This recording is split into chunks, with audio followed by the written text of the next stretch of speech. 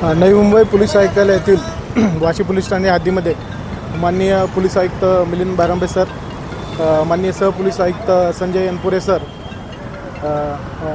माननीय upper police आयुक्त Deepak Sakhare sir, माननीय पोलीस आयुक्त झोन वर श्री पंकज दाणे सर यांच्या आदेशाने व सपोआ वाशी विभाग माननीय श्री आदिनाथ बुद्धवन सर यांच्या मार्गदर्शनाखाली आज वाशी पोलीस ठाणे हद्दीमध्ये कायदा व सुव्यवस्था राखण्यासाठी गुन्हेगारी व बेकायदेशीर कृत्यावर नियंत्रण मिळवण्यासाठी कोम्बिंग ऑपरेशनचं आयोजन करण्यात आलेलं होतं। कोम्बिंग ऑपरेशन दरम्यान वाशीगाव, जुहूगाव या परिसरामध्ये कोम्बिंग ऑपरेशन करण्यात आलं। तसेच पोलीस ठाणे हद्दीमध्ये ब्लू डायमंड चौक, ऑरेंजा चौक, नूर मस्जिद चौक या ठिकाणी नाकाबंदीचं आयोजन करण्यात आलेलं होतं। नाकाबंदीच्या आयोजनादरम्यान वाहतुकीचं नियमांचं उल्लंघन करणाऱ्या व्यक्तींवरती कारवाई करण्यात आलेली आहे।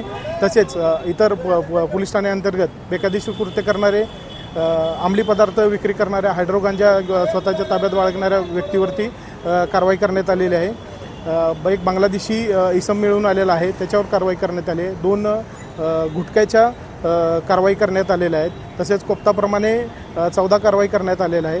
तसेच वाहतुकीचा अडथळा निर्माण करणाऱ्या व्यक्तींविरुद्ध आपण 285 प्रमाणे 9 कारवाई करण्यात आलेला आहे।